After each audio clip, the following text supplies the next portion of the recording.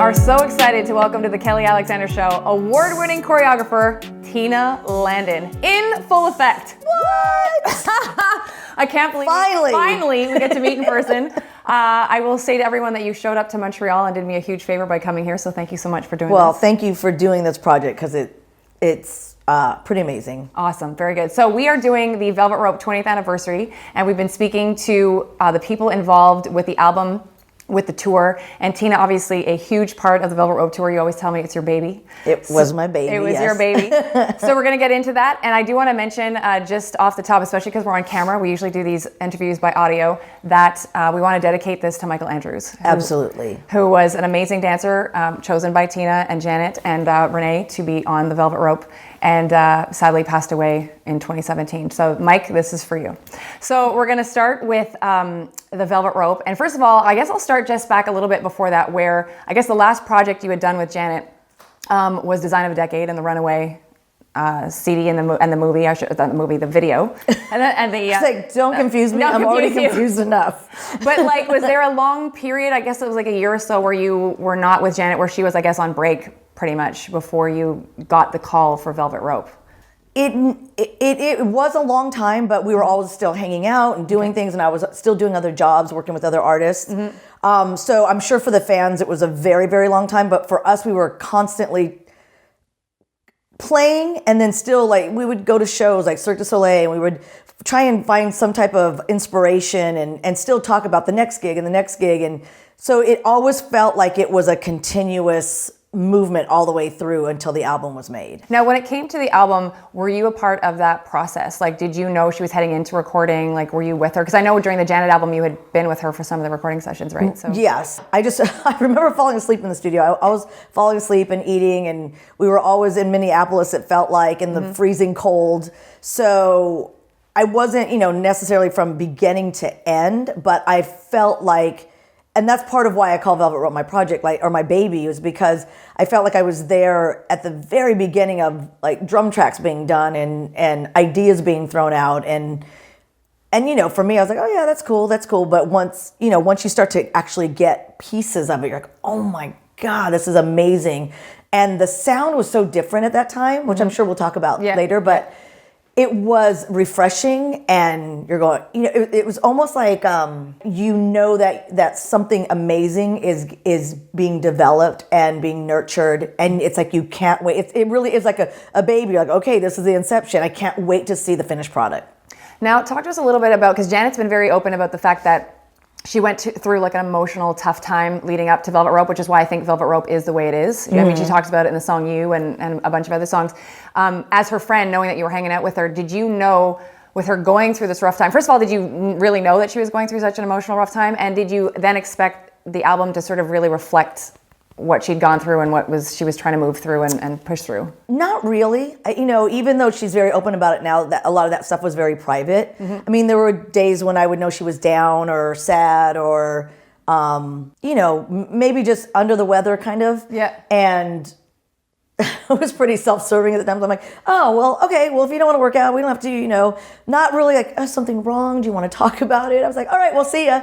Like, when you want to do something, call me, so I wasn't probably the best, like, sympathetic or aware of anything that was super, super deep. Plus, she was very, very private. Even though we were friends, she was still, we just grew up very differently. So it wasn't, I could come in and just throw up all over you, my personal life and, oh God, but Janet was a lot more internal. So she kept a lot of that in. So when you finally, knew she was heading off to do Velvet Rope, what was the first song that you actually heard off the album? I want to say it was Velvet Rope. Oh yeah? Okay. Yeah.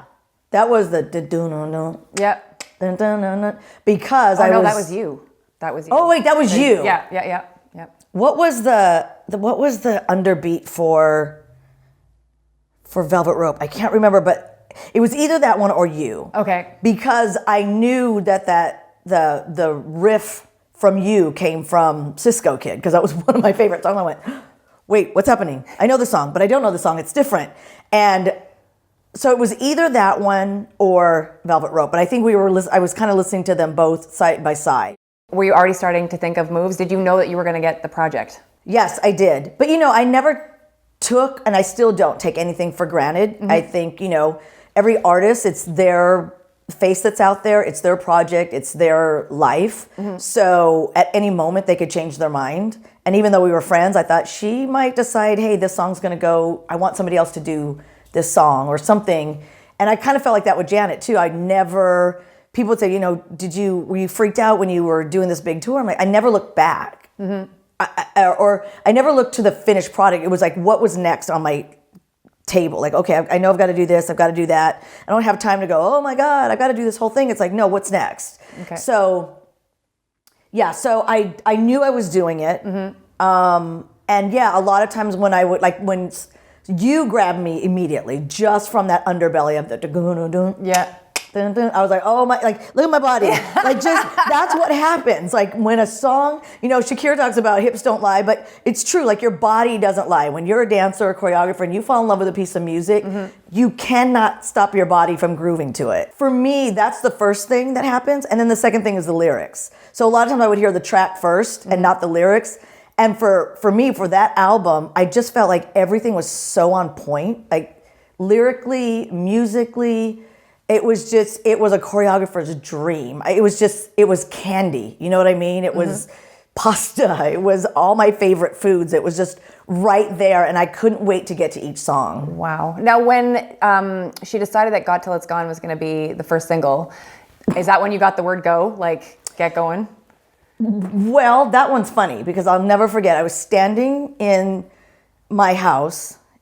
And she came over, I don't know, we were going somewhere, so she came to pick me up. I want to say her and Shawnette were together, and they were standing in the doorway, and she was talking about Got Till It's Gone. And she had this look on her face. I'm like, what? And she goes, well, I just had a meeting with the director. And I'm like, okay. And she's like, so we're going to probably shoot this I forgot what she said, like in the Caribbean or I don't remember where it was supposed to. It was like this New York place. club thing, or even like one of those like vintage places where you probably shouldn't be out dancing, but you are. Right, dancing. But it was supposed to take place kind of someplace else, Haiti or the Caribbean. Yes. And I go, okay, cool. And she's like, well, pretty much everyone there is going to be black. I went, okay, and? Are you saying I can't be in it? Oh my God, I can't be in this? What? I can be black. We laughed about it. So I was really bummed. I was like, wow, I can't be in this video. Like, can't I sneak in? Can't I be the bartender? Can't I be anybody?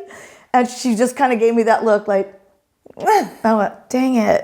All right. So I have a little back and forth. I was a little bummed. Like, wow, I don't even get to be in this. Okay, whatever. But then, yeah. But then coming up with the moves was just fun. It was different. It was like I could dance a different way. And we just we went to the studio and just played. It was awesome, yeah. It is awesome. And you guys got to go out on the promo tour to do that. And so you did a bunch of performances just of that song, "Got Till It's Gone." What was that like, sort of just going around the world? Because you were like, that was that. You know what? Those were the best times because there wasn't social media, there wasn't YouTube, there wasn't anyone who could show the footage the very next day. Okay. So we really got to explore the material. We got to just take that one number and hone it, you know? I mean, and we did the same number. We had different wardrobe. I can't remember what show it was. I know it was in Europe, but we were like literally in velvet suits, which were hot as hell. But they were so cool. They were like full on dress, jackets and pants. And they were completely velvet. It was pretty awesome. I miss those days because you could really concentrate on one number and the people could just soak it in and remember it. And so it never became boring. And I think a lot of artists today, they feel like I've got to do something different. The people are going to get bored. Everyone's got ADD and we got to move really fast and we got to change it up. Nobody remembers anything, but everybody remembers Got Till It's Gone. Everybody remembers Janet's routines because we were able to just concentrate on that one number and the one single and let it get into people's lives and let it get into their souls and live for a while. And I think that's why a lot of that stuff, it still lives on today. When it comes to the look that was that album, like you guys had just different colored hair and was that a big decision that you and Janet came to sort of have, even the girls get piercings and all that sort of stuff? Well, we did have a piercing party. She just wanted people to have a look. Okay. And then something that was different from themselves, something that was, kind of funky and clubby, and really did leave it up to us. I mean, obviously, if we didn't know what to do, we would go, hey, do you have any ideas? Like Nikki did not want to do anything to her hair. It was the hardest thing she ever, I think she cried when she cut her hair and she was over it. We're like, well, put purple in it or do something. Like, you can't just be you. You were already you on the last tour. Was that when I cut my hair? Yeah, it was. Oh, right. So I went in, it's funny because I went in just to get my hair trimmed. I didn't really know what I wanted to do. It was already short, no, it had grown out. It was shoulder length from the Janet tour. Yeah. And I walked in to get a trim, and on the outside of the salon was this really cute girl with really short blonde hair, and I went, I think Janet would like that. I like that. And I walked in, my hairdresser, and she's like, so what do you want to do today? I was like, how much time do you have?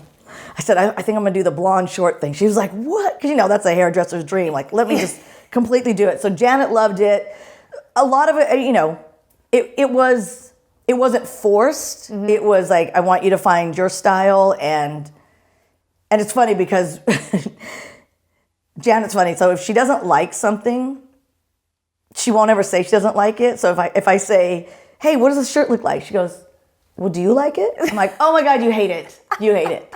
But she loved everybody's thing. And she was always involved in as much as you wanted her to be, mm-hmm. And she really cared that you were comfortable. She wanted you to be comfortable in what you were wearing, how you looked, because she knew that the more comfortable you were, the better performer you were going to be. Talk to us about the tour outfits, because obviously you've done all the choreography and you're trying to make sure everybody's looking good on stage, but then you've got costumes to deal with, especially I know that you had to underdress for like the first 3 numbers. So you were like in the suit and then you were in the leotard and there was a lot going on. So how did you have to work with Janet and like the designer to sort of figure out what you guys were going to wear that was going to be feasible doing all these awesome Tina Landon moves? Yes. One of my biggest things were if there was floor work, mm-hmm. and we had to wear knee pads, they had to be either whatever you were wearing, they had to either fit underneath or be part of the costume. Okay. And then the shoes were always, I was really involved with, Janet was involved with like, this is the style we want to go with. And I would sit with the wardrobe and go, okay, these are the moves we have to do. So, and we had amazing wardrobe stylists that they would take your outfit and go, okay, you need a gusset here. We need to put stretch here. We need to put pads here. So it really was like a dream team because Janet understood the importance of like, don't change the choreography for the costumes. And if you're talking to a wardrobe stylist, they're like, change the choreography. My outfit's the best. And there was always a team effort when it came to that, especially with touring, especially with costumes. And we really, really did have the best wardrobe group that could just take whatever. I mean, they made our bras. I would come in and go, this is because I hate bras. I'm like, this is my favorite one. And this was like, it was kind of more of a sports bra before sports bras were like super popular. I'm like, this is all I ever want to wear. And they made me like 10 of them. Wow. I went, oh my God, this is going to be a great tour. What was your favorite costume? Because it was such an eclectic look. Like you guys started out looking so dapper with these amazing suits on and the hats. And I guess I'll have a 2-part question to that. Okay. What was your favorite outfit? And then how much do the costumes lend to just bringing you guys the juice when you're on stage? Because like your moves are so amazing, but then it's like these costumes are just fantastic. The costumes help a lot. They really do. But the music's there, the vibe is there, and then to me that's the icing. That's the thing actually to me that could enhance a performance or kill it. Because if it's hindering your movement, mm-hmm. You subconsciously you feel it, right? So then you just can't get that vibe out. You're not free to move. You're not free to do everything we did in rehearsal. Mm-hmm. And that was always my goal, was like, how can we capture everything we did in rehearsal within the clothing that we have to wear on stage? So for me, I loved the look of the 3-piece suit with the hats and the canes. Like that was absolutely one of my favorite looks. I didn't like all the other stuff underneath because it was uncomfortable, but that was my favorite. Did you like being the Grouch?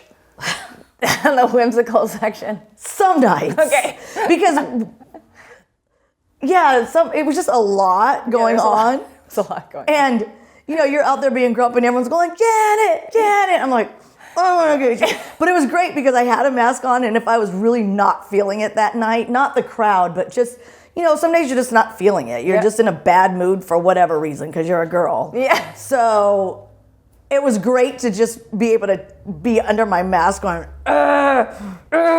just being silly. So, and really for that whole whimsical section, the costumes made it. Because the dance was fun and it was silly, but the costumes are really what made everything come to life. And it made you come to life as a character because I couldn't look across at Rob with that beak and just not laugh and not be... Even if I was mad at him that day, it was like, you look at that and like, really? Like, you have a beak. So I wanted to ask you about the whimsical a little bit more because of the bouncy game things that were people jumping on, like Fun Bounce, I guess was what they looked like. Did they always work out for you guys? Like, was there ever any issues with getting those things blown up? We only had one issue. So, and that was like, that was where the grouch and the gesture became created. It was because we needed time to actually, we drew the curtains, they blew them up. Because they were like these huge oversized inflatables. So they would drag them out. Yeah. They'd have these huge air kind of tubes that would just push air through. So they had to hook all that stuff up. Oh, so that's where we're like, okay, we need to kill time. What can we do? And we built this little, grouch that comes out and, kills time with the audience. And then the court gesture. So my part was once I was done, right? And I would hear a little something in the music and I'd come back over and I'd peek in. My thing was like, I'm going to peek in because the audience doesn't know what's going on. And I'm going to look back, peek in, and then I go through and then out comes Teresa. So she waits for me to come through and then she knows to come out. So this one night, I'm out there being my grouch, and I go over and I open, I went, oh my God, like everything was flat. And I'm like, what's happening? And I closed the thing and I went back to the audience and I'm doing this thing. I'm like, okay, there should be enough time. And I went back over and I opened the curtain. I went, holy crap, it's still not done. Close the curtain. And this is going on. It's supposed to be, I think it took them about 2 minutes to blow up. Yeah. And it feels like a lot when you're out there just killing time. Mm-hmm. I don't know how long. They probably gave it a good 5 minutes.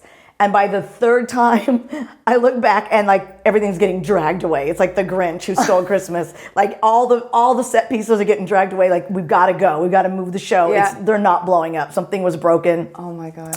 Teresa's looking at me like I go through.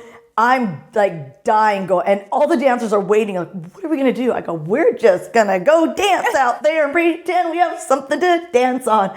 So that was one of the hardest numbers because we were laughing the entire time because there's nothing we can do about it. The show must go on, and literally, it's really hard to dance when you are thinking you're gonna pee your pants. Your abs are so tight, you're just crying, laughing because we're like, what are we going to do when we're supposed to slide down the banana? What are we supposed to do when we're supposed to crawl up? And we made it work, but yeah, so sometimes props don't work out. Oh my God. Did anyone ever get like injured while you guys were out there like doing stuff? Oh geez, all the time. Really, eh?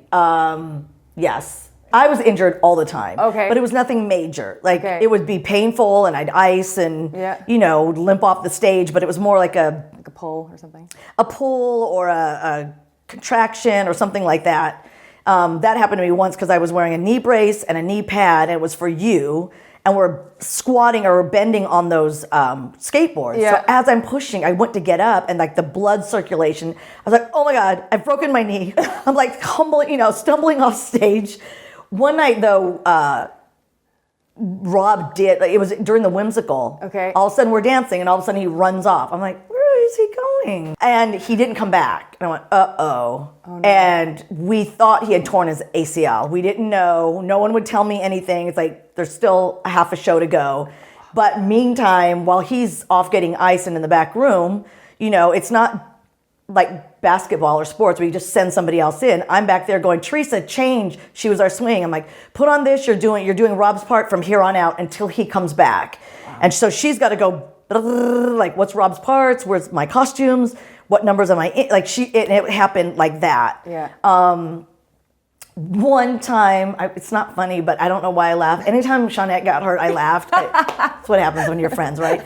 There was once where she was coming down the stairs and missed her footing and literally fell off like into the percussion set. I'm like, oh my God, what just happened here? And so again, it was like, oh, it was Velvet Rope because there was Teresa. I'm like, Teresa, get in. We got blah, blah, blah, blah, blah. Yeah. And, so there were nothing that wasn't dealable. Yeah. Okay. Like everyone could come back, but sometimes it was, painful, or somebody would sit out for certain numbers. Yeah. Because there's just certain movements, like maybe this has too much floor work or whatever their injury was. Can you talk too about, because I obviously know, Janet's out there, Janet's boss lady, she's doing her thing, but you're kind of second in command too, because you're responsible for the staging and all that stuff. So are you constantly in your head having to be like Tina the dancer, but also Tina, like, I need to make sure everything's on point here? Yeah, those are two hard hats to switch on and off, because sometimes you're like forgetting which one.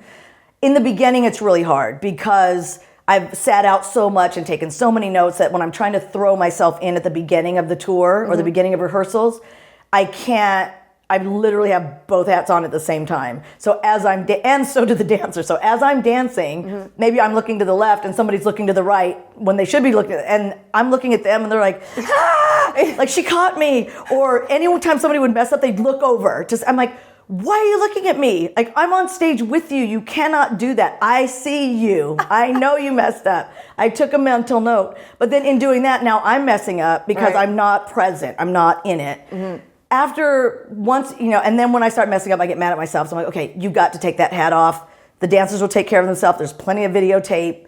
And that's what we would do. So once I got okay with taking the choreographer hat off, being the dancer, then each night after the performance, I would grab the tape that they would tape for the show, and we would put it in the bus.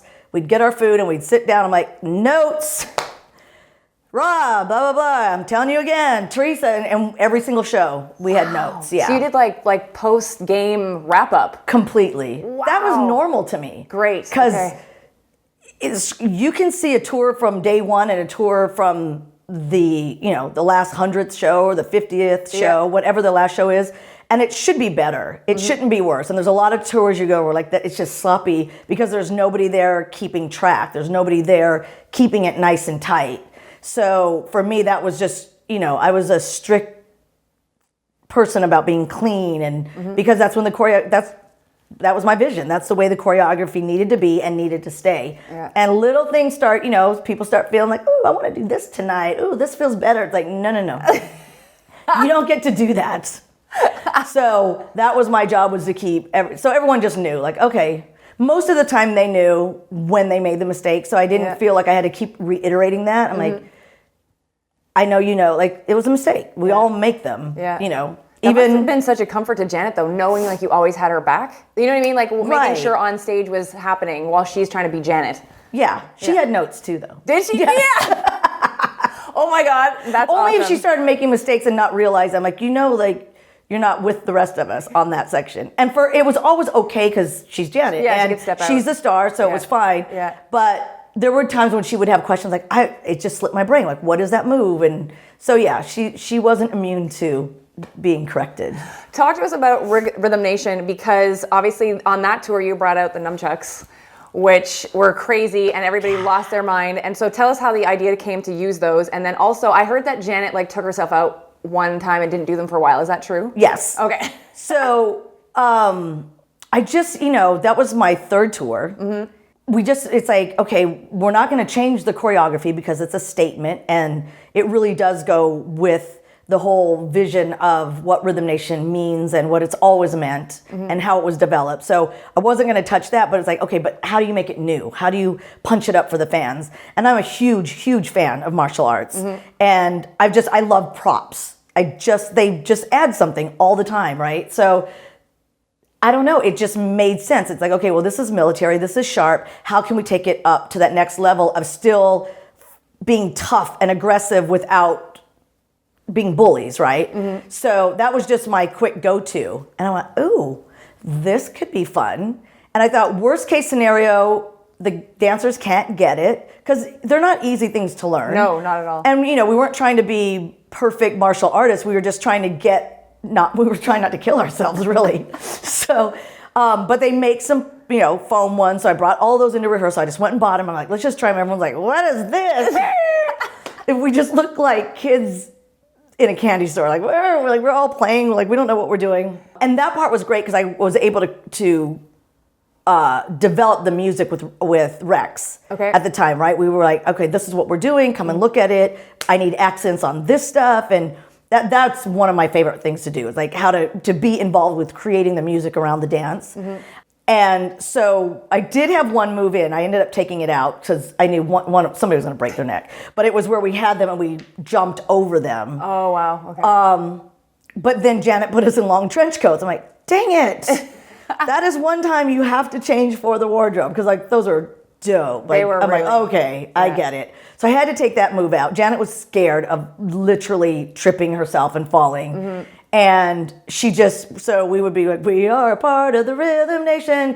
Janet runs off stage and we would do it. And I go, you've got to come. Because the thing with Janet, like she wants it to be perfect every night. It's really special for her to give that to the fans. So like she really feels like that's what they want. They want to see, not that they expect perfection, but she feels like she owes that to them, right? She wants to give them the best show possible every single time. Yeah. So if she felt like she loved the part, but she was always like, I don't know, Tina, I don't know. I was like, Janet, please, let's just try. She doesn't want to get hurt. Nobody wants to get hurt. So if I would have let her argue with me at the beginning, we wouldn't have had that piece in there. Wow. But I was like, you can do this. I know you can get it. You just, it takes a lot. And so when she felt comfortable, it was probably, I don't know. I want to say it was 3 weeks in, but it may have been less than that. But she didn't come out until and I know she was terrified every night, like, dang it. And there were some nights, again, that the nunchucks went flying across the stage, like, oops, but we were like, hey, we'll just keep going. It's dark. Nobody knows I have nothing in my hands. And they won't, right? It's true. Yeah. That's how I get through all my mistakes. Like, no one saw it. So she did take herself out, though, one night, at least. She didn't start with the rest of us. Okay. I don't believe she started at the very beginning, and she came in after, and then she was there the whole time. Okay, that's Unless she was injured or not feeling well, then she would take. But that was very rare that she would do that. The I Get Lonely section, which is iconic. And so how was that like putting that together? Because obviously the video went super well. Like everybody still to this day knows the I Get Lonely video. The moves are crazy. Like how did you come up with the idea for those specific moves? And was it easy to translate them on stage? Especially because that's around the time where she would go pick the guy out of the audience. Because you had the hats and the white shirts and like you ripped your shirts open too. And right. Now that I remember, it just, sometimes a song just takes over you when I want to say Shawnette helped me with that one in the beginning, right? When we were first coming up with the choreography for that. And I want to say that maybe we were even in Hawaii or someplace else for that one. But I would be on the bus, I'd be wherever we were just listening, because I love that song. So I'm listening to it, and it was climaxing. Like something had to climax in the choreography for that to happen. And what if we did this and it just worked, and of course Janet was down for it. She's like, oh yeah, But then I remember specifically when we did the Soul Train Awards, we were so nervous because it's TV and it's live and they're not going to do it again. And we had the bustiers on with the white shirts underneath, or the half shirts. Yeah. And I swear, it was like doing Rhythm Nation all over again. We're in the back going, okay, 5, 6, 7, 8. We're like, zip, boom, dang it, my thing got stuck. Okay, try it again. 5, we're like, zip up, 5, 6, 7, 8. 1, 2, zip.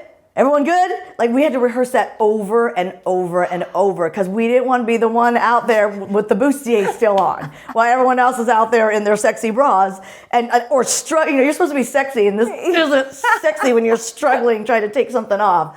So yeah, so that one was a little terrifying. Not so much in concert, because once we did that and then we put it in the show, I'm like, no zippers.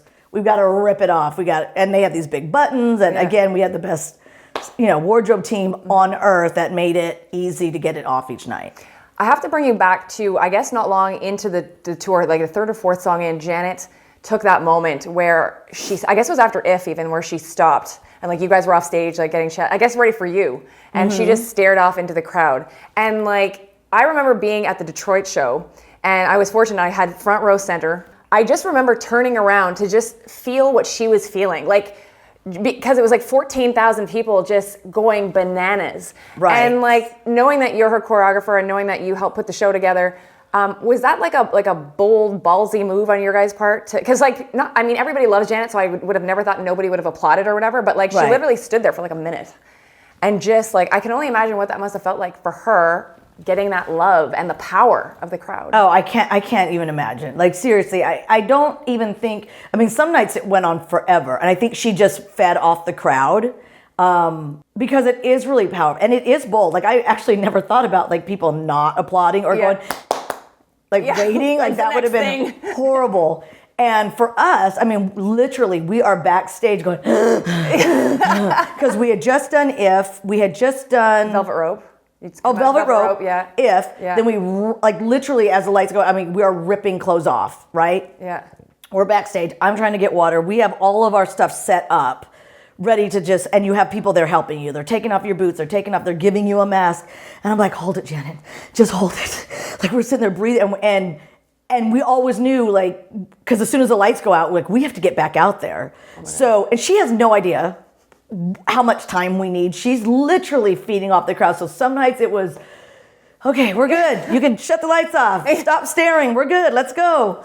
And some nights it was like, oh crap. Like she didn't stay out very long. And literally you're just starting like completely out of breath. Wow. That was strictly her moment. Yeah. Her idea, her presence. Yeah. To just have that moment with the crowd. I want to bring you to the Got Till It's Gone, That's the Way Love Goes section. I feel like you could enjoy it more because maybe most of the tough stuff was done by this point. Any good story has an arc, right? It has a climax and then a resolve. So for us, that was our resolve. We did do all the hard work. We kind of got all the hard, even lyrically, we did What About, and so it's kind of, we got all the heavy stuff out of the way. And this was just kind of our moment that, first of all, those two numbers really feel good on your body to just, you can dance, you can still participate with the crowd, so you can be 100% present, and they're good, they're feel good songs. So it all kind of blends really well together. And so your assumption of what we were feeling is exactly right. And we got to enjoy the crowd. And it was kind of like, okay, it's kind of like our kumbaya moment. Yeah, we're all holding hands going, wasn't this a fun time that we get to share together? And we just did that through dance. And I think that it was always a mutual feeling with the crowd and the dancers, and then within the dancers and Janet, and then the dancers together. I could keep talking to you about this tour forever and probably like nitpick every single song, but I won't put everyone through that. But I did want to ask. Someone's going to get mad that you forgot something. I know. Just so you know. I'm going to get social media message. Why didn't you ask about this one? I can't not ask you about What About? Because it was so powerful. I know you guys did it too, I think on the VH1 Fashion Award show too. Like that was the big one. And then obviously on the tour. Obviously it's a very personal song to Janet. I'm sure to a lot of you guys that were working with her. What was it like to put that together and to get that message, the message that she wanted to her audience? Did you feel extra pressure, T, to get that right? Like, kind of. Okay. But maybe pressure isn't the right word. It was more of a desire to get it right because the message was so strong. And to me, it wasn't a 5, 6, 7, 8 choreography. Like the story had to be told. So for me, it automatically was theatrical. Like we have to do this like a play. And Janet was on board all the way with that. And it was interesting because again, sometimes choreography just flows if you're just honest with the story that you're trying to tell. And for me, the hardest part for me was, okay, how do we get the story across without delivering an underlying story that violence is okay? So I didn't want the women to fight back and everyone to cheer, like, let's kill the guy, right? Yeah, so I know we pulled out guns, and that was very kind of an edgy move and a little scary move at the time. 'Cause I'm like, some people could get freaked out by it. Maybe this isn't a good message. Which was why I didn't have us actually kill the men, right? As much as we wanted to. It was more like, it was a way to stop. It was a way to stand up. It was a way to say no. And that's why in my version, I had the cops take them away. So it was like, there was justice at the end of everything.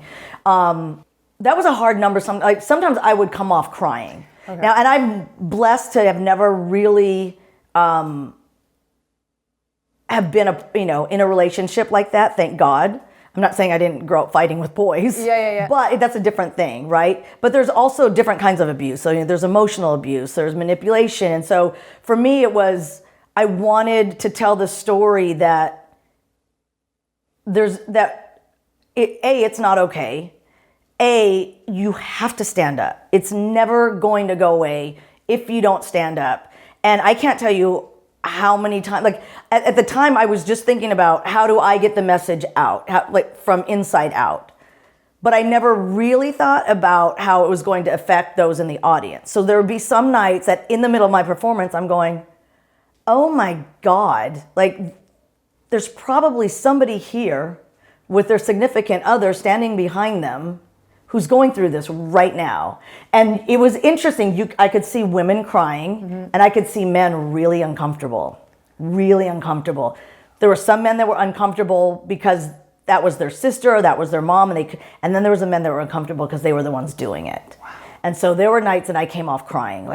It just became too real and too emotional. But at the same time, it was such a powerful message that we stood strong at the end, the women, and that we didn't show violence back. It was more about removing the violence, taking care of ourselves, and being strong about it. And did you and Janet ever have discussions about it, like even after a show, saying, "Oh my God, did you see that person crying?" Or Sometimes, yeah. The decision to have her sitting on the floor, because of course some people were like, everyone has an opinion. Yeah, of course. And it actually came out very organically. I don't know, I think she was tired in rehearsal and she was just like, I'm just going to sit here for a second. Or she was doing something where she was on the floor, because that originally I didn't know what I was going to do with her. Okay. I think I was just going to have her stand. And she just organically went down, and I just went, no, that's where you need to be.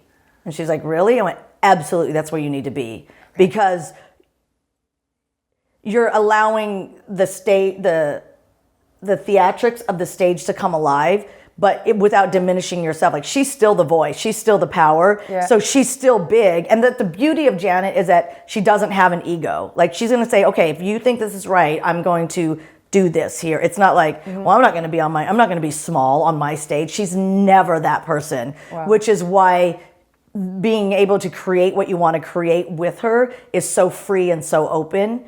And I think that's another reason why that number was so powerful, because you really got to see the story while still enjoying her as a fan, that she didn't go away. You could still hear the song, you could still hear the message, but then you could see the message. It was super powerful.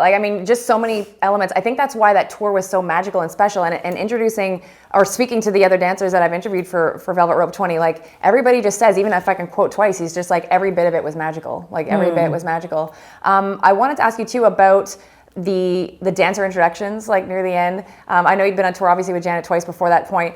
How does it feel like for you guys to get that acknowledgement from her and then from the crowds? Because you guys were celebrities to us too. It wasn't just Janet. Yeah, it was pretty cool. And I don't think any of us ever took it for granted. We were more like, are you gonna solo? What are you gonna do tonight? I'm like, I'm going out to wave. Because you have you had Rob and you had Mike and you had everyone who was amazing dancers. And I'm just I've never really been a soloist, a show off or a club dancer. So that's why you see me come out, I'm like, yep, what's up? That's all I got for you.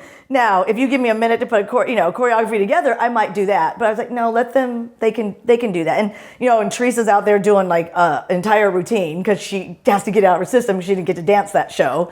But, it's something that Janet's always been so gracious with her group around her, whether it's the dancers, the band, and so it was kind of cool. Oh my God, there's a sign for me, not for Janet. What? And there were signs for Tice, and we love you, and we really did kind of develop our own fan base, which was a little unheard of at that time, especially for dancers, for background dancers. Yeah. We never felt like background dancers for Janet. We always knew our place, but it was just, we were her support. We really were. And she was ours. I did have to ask you this because I know we're going to get messages if I don't. Okay. I love when you came out and did Throb. And I know some dancers, like you said, Rob, I think, enjoyed being Mr. Freestyle Man in that moment. I love that you came out and did a scissor kick. Oh my God. It was my one move. It was a good move. It was a good move. And I think there was a cymbal crash right at the same time. Yeah. So everything Did you guys have as much fun doing Throb as we love watching you guys, getting to be Tina, getting to be Kelly, getting to be Nikki, You know what? It was fun some nights. Okay. Because, I mean, if you ask Rob, if you ask Teresa, if you ask Michael, they all loved it because they're freestylers. That was their moment. Shawnette and I, Nikki and Kelly were like, we need to be choreographed. What is it? So Teresa gave us our solo, right? So she choreographed, because I wanted something different and I wanted something funky. So Teresa choreographed the solo for myself, Nikki and Kelly, or our trio, not our solo. Yeah. And she also did Janet's. And then, but then when we had to do our solo, Shawnette sometimes and I would have bets you just gonna freestyle, you're gonna do your choreography. And we would go out there I'm just gonna do my own thing right now. And I run out, I'm like, nope, I'm gonna do my scissor kick because that's all I know. Seriously. And there'd be, because we weren't, we wanted to be better freestylers, but we just didn't have the guts. And one time I think I did a knee slide into somebody else. So it was a lot of fun. That's one of those numbers that the music is so amazing that even if you're tired, even if you're having a bad day, even if you're scared to freestyle, it's you cannot feel good dancing to that song. Yeah, it's Throb. It's Throb, exactly. And you might be dying oh my God, I can't stop myself even though I'm hurting. This is so awesome, but it hurts.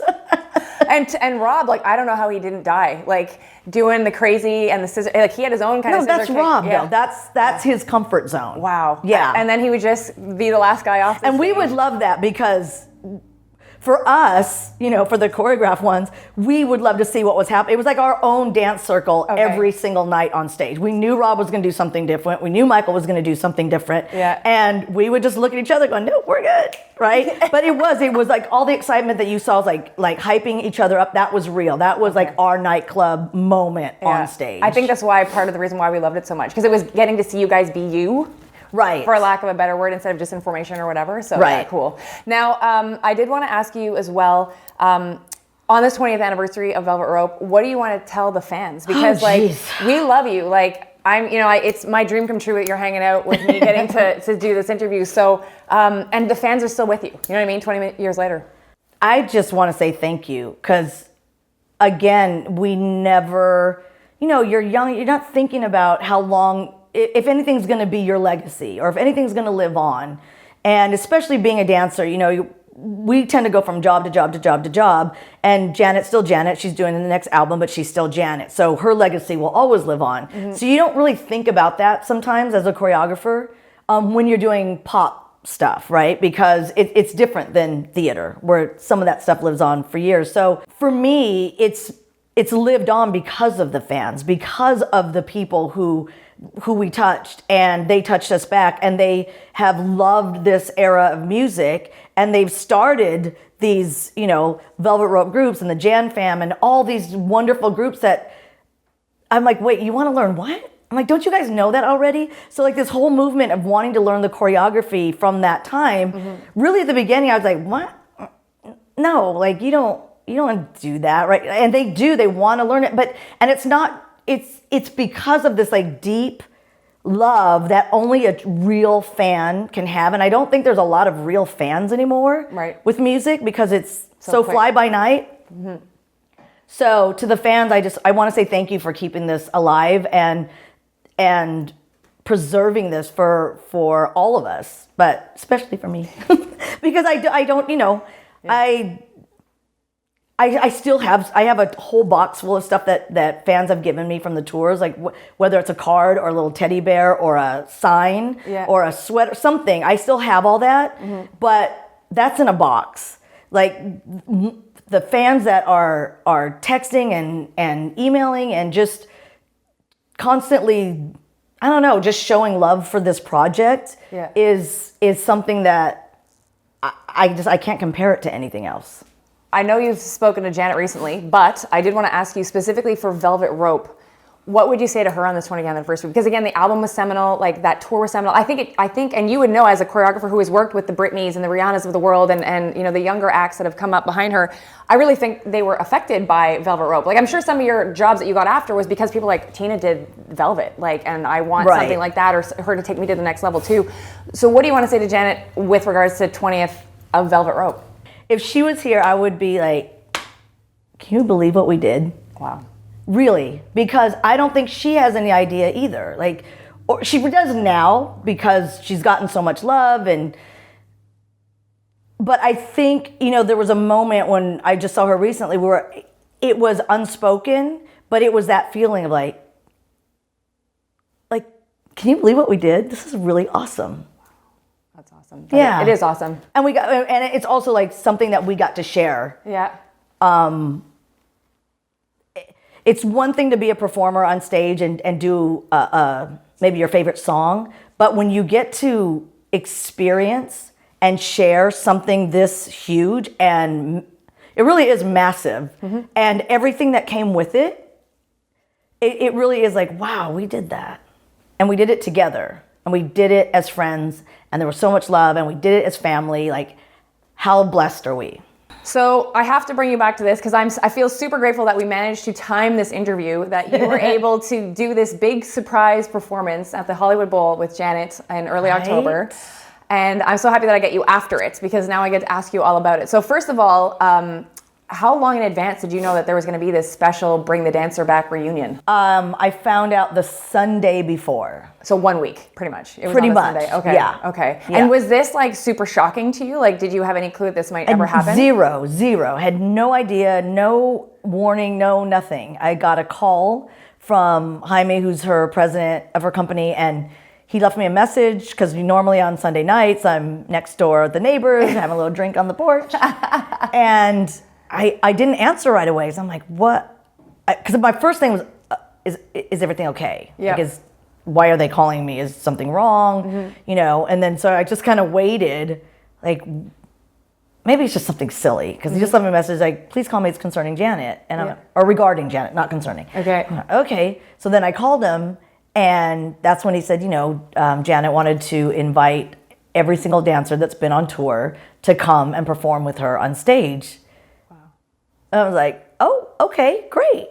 So then I'm thinking, I wonder, because, a lot of things are going through your mind. So I'm getting ready to get my calendar out. I go, okay, so when is this going to happen? He said the 8th. I went, of November? No, like next. I went, oh my gosh, Jaime, really? This is going to happen in a week? How do you know we can all still dance? Like, what are you doing? And he's laughing. He's like, well, I know you need time to think about it with your schedule and just call us back, but it wouldn't be the same without you. And that was Sunday night. Wow. And then Tuesday, it was solidified, like, yes, this is happening, blah, blah, blah, blah, blah. And I was on a plane Thursday morning. Wow. So now you get to Los Angeles, Yes. and all of us have seen the sort of social media from that weekend. So there was like a get together, I guess, on Friday. Now, was that because you guys had rehearsal first and then there was like a little party after, or how did that go? We had an impromptu rehearsal. So they only had scheduled one rehearsal. I don't know whose idea that was. I meant to ask Anthony, like, is this your idea that we could really all learn it in 3 hours who haven't done it in 20 something years? Wow. And of course they're looking at me going, you've done it the most in the least of, in the least amount of years. I'm like, I can't remember anything anymore. Like, and this isn't my choreography. Like, it's hard. Like, it's hard. Yeah. It's so intricate. Yeah. So Teri Bixler from the Rhythm Nation tour, who's a very good friend of mine, he's like, we should be rehearsing for this every day. He's very like, ugh. I went, well, that's not going to happen because some of us don't live in LA anymore. We're going to fly in. He goes, okay, well, I'm going to get together with Anthony and you're welcome to come. And I'm thinking, so that's what it was. It was supposed to be just Teri and Anthony on Friday afternoon. And then they kind of said, listen, this isn't a mandatory rehearsal. This is what's happening if you guys want to come in. And I'm going, I'll go for an hour and then I'll come back. And, Janet wanted to have dinner with all the dancers that night, or like a kind of cocktails and hors d'oeuvres thing. And I was like, I'll go back and get ready and rest. We were like, oh my God, we have 15 more minutes. We were there for 3 hours and dying and sweating. And I was like, oh my God, I'm going to die. I'm going to die. I forgot how hard this choreography was. It doesn't, and plus when you're relearning or learning choreography for the first time, your body's very, very tense. So you're not breathing. Yeah. You're not in a flow. You're so like, that it doesn't, I literally was like, I'm not going to make it. They're going to have to like schedule me in and out because I'm not going to be able to do this whole thing. And so there was a whole bunch of us. About half of us came on Friday. Okay. Then we all raced back through lovely LA traffic, took showers, got dressed, and then met Janet at the hotel. And what was that like? Because I don't think you'd seen Janet probably in a while, right? Until you saw her that night on the Friday? The last time I saw Janet was at the tribute that we did for Michael. So that was like 2009. So that's like a long time ago, like 8 years. That's crazy. So what was it like being, because everybody loves you too, as we know. It's the A-team, as we call it, Janet and Tina. Scottie Pippen, Michael Jordan. Love it. That's right. So what was it like just seeing your girl? Like, you know what? It's interesting because I'm old enough now to have lived 9 lives, it feels like. Mm-hmm. But there are friends that, it's like this ebb and flow. And like sometimes you get back together and it's like both of you have changed a little, maybe it's not clicking, and then you get back together and then it's like old times. And sometimes when you've had a long enough friendship, it does that a few times, right? Mm-hmm. And when I saw her for the tribute, she was obviously in a different place. And you can say you're sorry, but, and which I did. I whispered to her the minute I saw her for the tribute that I was sorry about Michael. But there's just things where you can't even talk because there's no words and you just feel like you're just babbling. So you either babble or you say nothing. So I said nothing. I just said, I love you and I'm sorry. And she was just, it was a hard place at that moment. Yeah, because it was only a few months after he'd passed, right? So, right. Yeah. And I, we didn't have a lot of time together. So with this one, it was so awesome and bizarre that it was a moment back during the Velvet Rope tour. It felt like we were all just getting together again after one of our shows. Like, she still looks the same. I'm like, hate you. Don't know what's happening, but you look beautiful and amazing. Kelly looked amazing. Like, all the dancers I'm like, what is happening? I feel like I'm in this weird time capsule where nobody has aged. Everybody looks great. Everybody is just going to go out on stage tomorrow and kill it. Yeah. And then there's Janet, who's like the mother of all of this. But it really, really was, for the first time in a very long time, like normal. Like 2 old friends, like, that have grown together, gone apart, grown more, come back together and went, oh, we didn't miss a beat. Like, still laughing and giggling and all the humor, everything was just like it used to be. Oh, that's awesome. Now talk to us too about that night and just maybe even to the next day where you got to hang out with your dancers again. Because like all of these ones, you had pretty much picked so many of them. Yeah. Or dance with them like Teri and Anthony and all that stuff. That was very surreal because, when I was with Anthony and Teri, I was a baby, right? I mean, we were all babies together. And Anthony even said, he goes, it was enough that all these dancers came in the room. He goes, but the minute you walked, like, he literally got teary.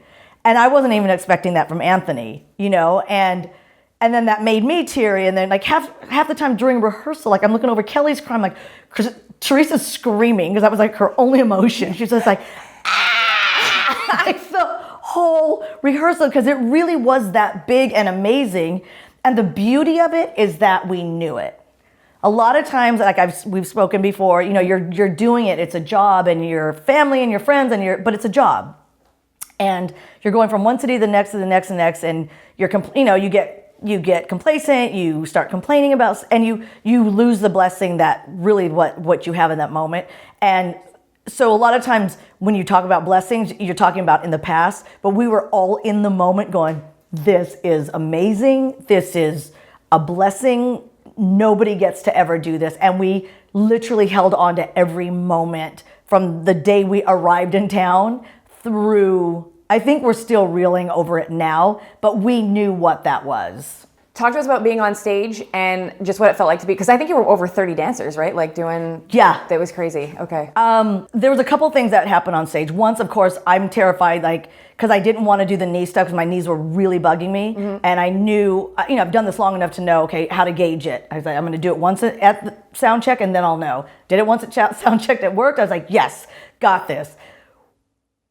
It really felt like when I was on stage, like, somebody texted me, I don't know if it was you, that said, I've never seen you smile so much during Rhythm Nation. Okay. And I went, I know. And my choreographer brain was like, you're not supposed to be smiling on the song. The other one was like, screw it. This is the best night of my life. This is so amazing. I miss this crowd. I miss this love. I'm like, oh, this is so, like, I literally could not wipe the smile off my face, and I didn't care. Good. Yeah. And getting so, we started with myself, Anthony, Teri, Travis, Kelly, and having the newer dancers on the side. I mean, they were screaming like fans themselves, and it was getting the love from all the different people, and knowing that where it trickled down from was just amazing to be a part of. Like, it really, it's hard to put words to it, but it's more important that people know that we knew how amazing and what a wonderful opportunity that we had in that moment. And I did want to ask too, with Janet giving you guys individual shout outs, and she gave you like 2, because you got one initial and then the one where she's like, I love, everything we've done, good, bad, all of it. How did that feel like for Tina Landon? It's interesting because when you're on stage, a lot of times you can't hear because you don't have the ear monitor. So I knew she was saying loving things, and of course when we hugged, it's like, I love you, and you only get those 2 quick seconds on stage. So I didn't really get to hear everything. And when I heard it back, I almost started crying, because I'm like, because some people misunderstood, like, what are you talking about, the bad times? I'm like, friends go through good times and bad times. Those are real friends. You can't just always have good times. Like, is that a friendship? Is that a relationship? Yeah. So to me, and when she said, thank you for everything you've taught me, I was like, wow, that is so cool, because I didn't expect it. She didn't have to say that. And it was the best intro probably I've ever had. Great. So now I hopefully will do the best extra that you've ever got. Okay. Thank you for this. Thank you for coming here. Thank you. Thank you for doing this. Seriously, thank you. Well, we love you so much. For every single tour you've been on, for Janet album, The Velvet Rope, and it was your baby, and it was fantastic. And like I said, it was a moment in time that I think all of us are never going to forget. And we're so grateful, speaking on behalf of the fans, to have you here, and to have you still being able to tell us what it was like, and also for creating it with Janet and the rest of the team, because it's iconic, and it obviously affected us if we're still talking about it 20 years later. So thank you, Tina, for everything. Thank you.